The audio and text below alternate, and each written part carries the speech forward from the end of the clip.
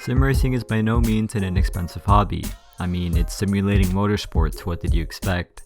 With that being said, however, every year the hobby is becoming more and more accessible as more companies begin enjoying the market, new products aimed at the masses release, and interest for sim racing increases. One of the few things we can thank the little virus some of y'all might have heard of for.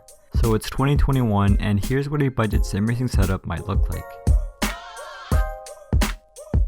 As we are keeping costs as low as possible, note I'm not going to include a lot of optional but pretty cool sim racing accessories like butt kickers, shifters, keyboard and mouse holders, and the list can go on and on. I'm only including the essentials.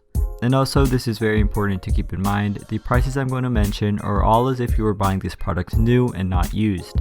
On the used market, you could still follow all the recommendations I'm going to make in this video and probably save even a few more $100s. So if you have no problem buying used gear and are willing to put up with everything that could potentially bring up, you have that option. Finally, for the purpose of this video, I'm assuming you have absolutely nothing to use and you're starting from scratch. So if you already have a monitor, a decent PC or console that you can use, expect to spend even less money than I will mention. Let's start with the cockpits. First things first, if you have a very small budget and you're trying to minimize your spending at absolutely all cost, you don't need a cockpit. Every piece of gear I'm going to mention can be used on desks and tables. In fact, when I first started sim racing, I played on one of those portable picnic tables. Obviously, this isn't desirable, but if you're minimizing costs and just want to get racing, it will do. Also, before I give you my recommendation for a cockpit you could go out and buy today, making a DIY rig is also an option that is actually quite common. From rigs made out of wood or just made out of PVC pipes, a quick Google search of DIY sim racing cockpits shows everything that is possible and that has worked for people in the past.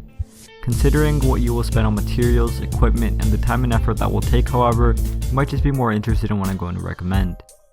In terms of very budget-friendly cockpits, I would go with the Next Level Racing GT Lite. Coming in at $230, it looks pretty cool, holds up shifters on either the left or right hand side, and will hold up most mass-market sim racing pedals and wheels with no problem. Most importantly, it's an entry-level cockpit that doesn't include a center pole to hold up the wheel. Almost every budget cockpit out there uses a center pole to hold them up, and I can't express how annoying a center pole in between your legs becomes. In terms of comfort, I've never owned it, so I can't really comment on that, although the reviews on the internet are very positive. For the price, this is an absolute bargain for a cockpit. On higher end racing sims, the wheel and pedals would be two completely separate areas of discussion. However, budget sim racing wheels and pedals almost always come together, which is why I'm including them together in this video. If you're looking for a budget sim racing wheel, you pretty much have two main options, Logitech and Thrustmaster. In terms of Logitech's offerings, you're currently looking at either the G29 or the G920. They are both pretty much the same thing, except the G29 is made for PlayStation and PC, while the G920 is made for Xbox and PC. Both of these wheels are also compatible with next-gen consoles. Logitech's offerings retail at around the $250 mark, making them quite a bargain. I'm not going to get into the specifics of this wheel, however, if you are considering it and want to know more about it, I've made a separate more in-depth review of the Logitech G29, and a link to it can be found in the video description. On the Thrustmaster side of things, you would be looking at the T300.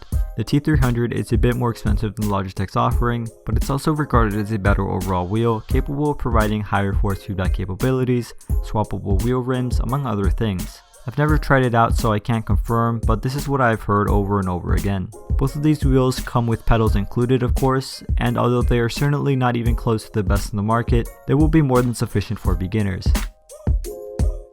Before I move on to the next section, I want to reiterate that although these are budget offerings, they are very much capable of being competitive in-game. With enough practice and technique, you will be able to compete at the highest level, and there are professional sim racers who do. They won't, however, provide the most immersion, nor the most fine-tuned forced feedback, but those are just things you're gonna have to sacrifice when trying to save as much money as possible.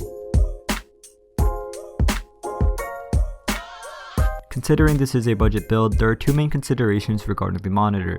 The first is whether it will be a single, an ultra-wide, or a triple monitor setup, and the second is whether it will be 60 or 144Hz. Ultra-wide monitors are still significantly more expensive than conventional displays, and although they are a bit more desirable for sim racing, I won't include them here. Obviously, triple monitors are out of the question, as they will literally triple the price of a single monitor.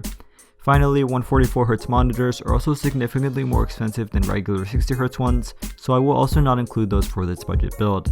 For those of you who might think that 60Hz will not be enough for sim racing, trust me, it is. I've used both a 144Hz and a 60Hz monitor for sim racing, and in fact my current setup is composed of 60Hz displays, and I have absolutely no problem with it. And although 144Hz displays are more sharp, they are not needed nor provide much of an advantage for sim racing. Finally, the resolution will be 1080p to further save money. So if you're in the market for a single 60Hz display, the last thing to consider is the size.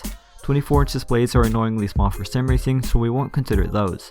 The three main options you have are a 27 or 32-inch monitor, or even a 40-inch TV. Obviously, the larger the display, the more expensive it will be, so I'm not going to recommend any one monitor.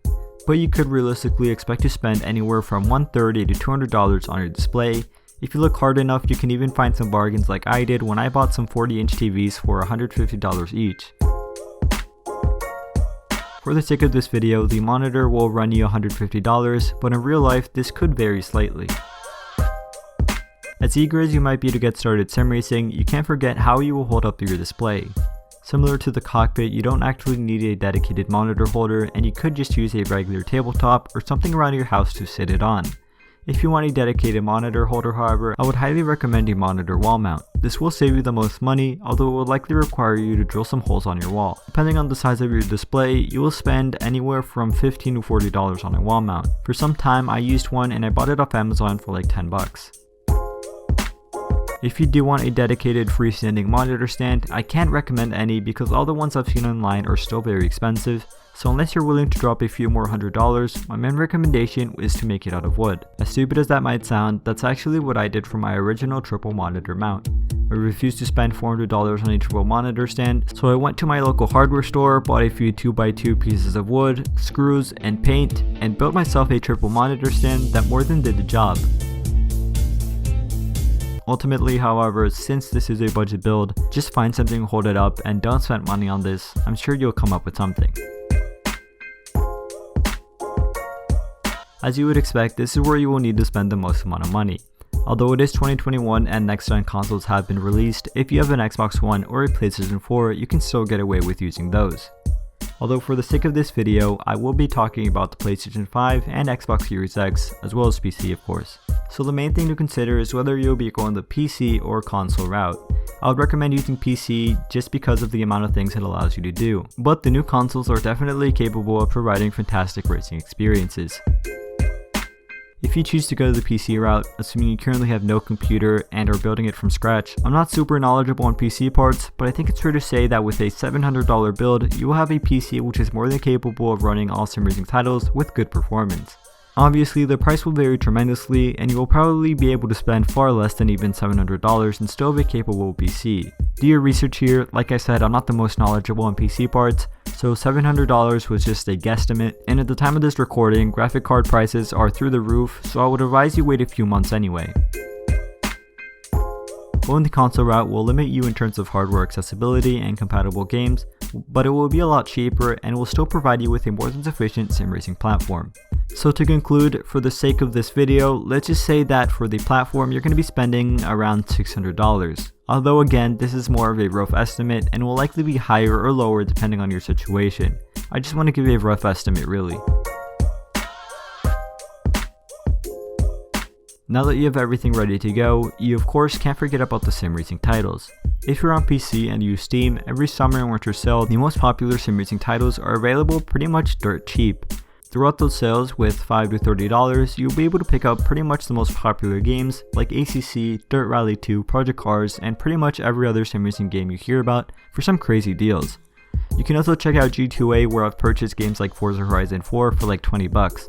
So you're not going to need to spend a lot of money on games unless you buy them at full price, which I don't recommend you do as most of these games are constantly on sale. If you're on console, I honestly have no idea how sales work there, but I'm sure you won't have to pay full price for them if you get in on some deals. When the time is right, for around $60, you can pick up 3 to 4 popular and active sim racing titles on PC, so that's what I'm going for in this video. This is assuming you purchase them on sale and never consider iRacing.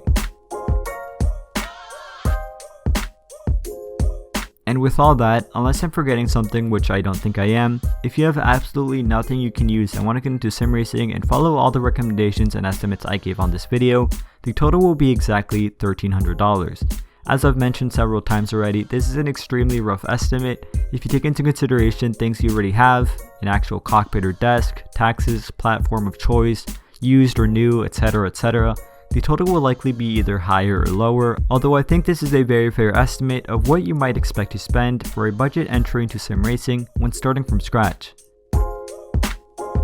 Let me know what you think in the comments. Does this sound about right, or am I completely off and I should just quit YouTube? And finally, if anyone is still watching, this video took like 10 hours to make and pressing the like button takes like 3 seconds, so if this video brought any value to you, I would really appreciate it. Anyways, as always, thank you all for watching, stay safe, and have a fantastic rest of your day.